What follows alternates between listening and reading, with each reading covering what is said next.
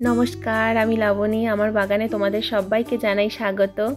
সামনেই দেখতে পাচ্ছ যে গাছটা, তোমরা তো সবাই চেনো এটা। এটা হলো রঙ্গন। এটা হাইব্রিড প্রজাতির লাল রঙ্গন ফুলের গাছ। এই রঙ্গন ফুল আমার খুব প্রিয় একটি ফুল। এই ফুল ধরতে গেলে প্রায় বছরে সারা বছরই ফোটে, শুধু শীতকালের কয়েকটা মাস বাদ দিয়ে সারা বছরই এই গাছ পুরো লাল হয়ে থাকে। এই রঙ্গন ফুল বিভিন্ন কালারের হয়ে থাকে, লাল, গোলাপি, হলুদ, সাদা, আরও অনেক রকম কালারের হয়ে থাকে। আমার কাছে 3-4 রকম কালার আছে, লাল, সাদা, হলুদ, গোলাপি, সবগুলোই আমি দেখাবো। তো এই গাছের পরিচর্যা বলতে তেমন কিছুই লাগে না, শুধুমাত্র একটু মাঝে মধ্যে একটু খাবার দিতে হয় আর একটু পেস্টিসাইড দিতে হয়। ফাঙ্গিসাইড তো দিতেই হয় না।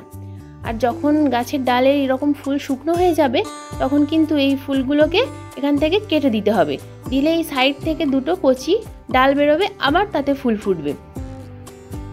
আমার এই গাছটা জমিতে বসানো আছে, কিন্তু চাইলে তোমরা ইচ্ছে করলেই এই গাছটা টবে প্রতিস্থাপন করতে পারো। আমি এই গাছটা ডাল থেকে তৈরি করেছি, এরকম আরও অনেকগুলো গাছই আমি তৈরি করেছি। তো কয়েকদিন আগেই আমি এই রঙ্গন গাছের ডাল থেকে চারা তৈরি করার পদ্ধতি আমার চ্যানেলে দেখিয়েছিলাম।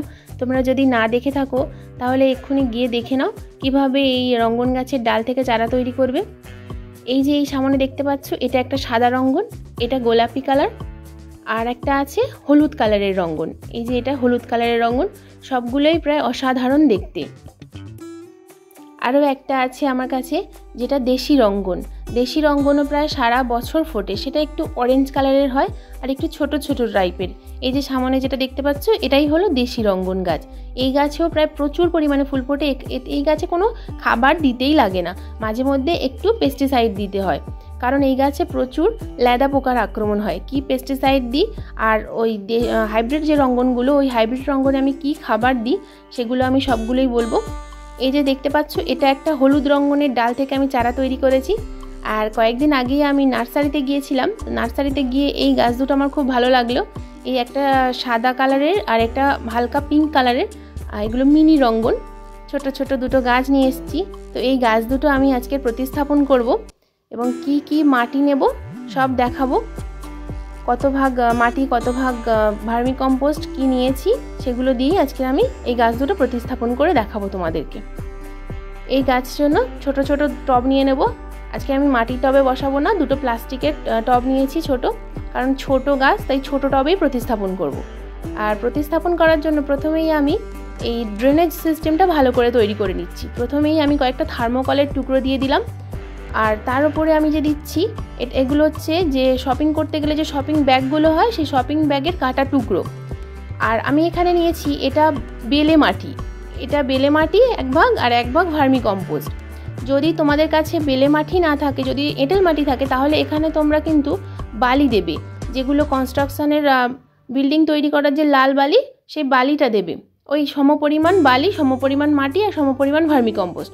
যেহেতু আমার এটা বেলে মাটি, তাই আমি এখানে আর বালির ব্যবহার করলাম না। এবার আমি ভালোভাবে চেপে চেপে ওই এটা মাটিটা দিয়ে দিলাম। এবার আমি গাছটাকে প্রতিস্থাপন করে দিচ্ছি। দেখো, খুব ভালোভাবে ধার বরাবর মাটি দিয়ে দিয়ে দুটো গাছই আমি আজকে প্রতিস্থাপন করে দেব।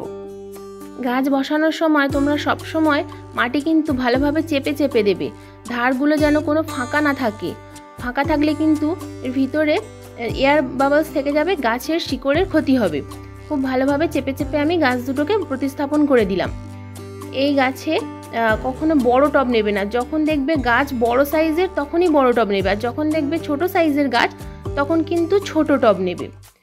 বড় টব নিলে কিন্তু গাছ মারা যেতে পারে, কারণ গাছের শিকড় রুট বল ছোট, আর বড় পাত্রে দিলে গাছটার শিকড়টা ভালোভাবে চালতে পারবে না মাটির সঙ্গে। এবার আমি গাছে ভালোভাবে জল দিয়ে দিচ্ছি। খুব বেশি জল দেবো না, কারণ সবসময় প্রায় আমাদের এখানে বৃষ্টি হচ্ছে, তাই বেশি জল দেওয়ার কোনো প্রয়োজন নেই। মাটি শুকনো হয়ে গেলে আবার জল দেব। এবার বলি, এই গাছে আমি কি খাবার দেব। এখন তো কোনো খাবার দেওয়ার প্রশ্নই উঠছে না এই মুহূর্তে। এখন আমি প্রায় 3-4 দিনের জন্য একটু শেডি এরিয়ায় রেখে দেবো। একদম রোদ্দুরে দেবো না, কারণ গাছ দুটো বসতে তো একটু সময় লাগবে।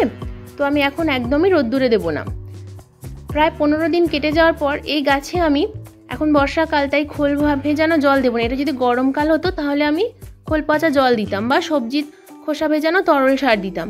এখন আমি এখানে দেব 15 দিন পরে 10-26-26, যেহেতু ছোটো টব তাই হাফ চামচ পরিমাণ 10-26-26 দেব, আর কিছু দেব না, এই খাবারটাই দেব। এরপরে আবার যখন কোনো খাবার দেব তখন নেক্সট ভিডিওতে আমি আবার বলবো। এই গাছে তেমন একটা ফাঙ্গাসের অ্যাটাক হয় না, তবুও যখন অন্যান্য কোনো গাছে ফাঙ্গিসাইড দেবে তখন এই গাছেও ফাঙ্গিসাইড স্প্রে করবে, যে কোনো ফাঙ্গিসাইড হতে পারে, স্যাফ বা ব্লাইটক্স, যা খুশি যেটা হাতের কাছে থাকবে সেটাই দেবে। এবার বলি রোগ পোকার কথা। এই গাছ কিন্তু রোগ পোকা তেমন একটা হয় না, যদিও বা হয় ল্যাদা পোকার আক্রমণটা খুব বেশি হয়, তাই যদি প্রফেক্ট সুপার থাকে বা রোগর থাকে এখানে ইউজ করতে পারো। 1 লিটার জলে 1 ml নিয়ে ভালোভাবে গাছে স্প্রে করে দেবে সন্ধ্যার টাইমে। আর এই গাছ কিন্তু ফুল সানলাইট খুব ভালোবাসে, এই গাছগুলোকে ফুল সানলাইটে রাখলে খুব ভালো কিন্তু ফুল দেবে। আর যদি জমিতে গাছ করো তাহলে প্রত্যেক মাসে 20 থেকে 25 গ্রাম মতো 10-26-26 দানা আর মাঝে মাঝে পেস্টিসাইড দিলেই হবে। বন্ধুরা, এই ছিল আজকের আমার ভিডিওর বিষয়বস্তু। যদি ভিডিওটা ভালো লাগে তো প্লিজ লাইক করো, প্লিজ শেয়ার করো, আর প্লিজ চ্যানেলটাকে সাবস্ক্রাইব করে পাশে থেকো। ধন্যবাদ।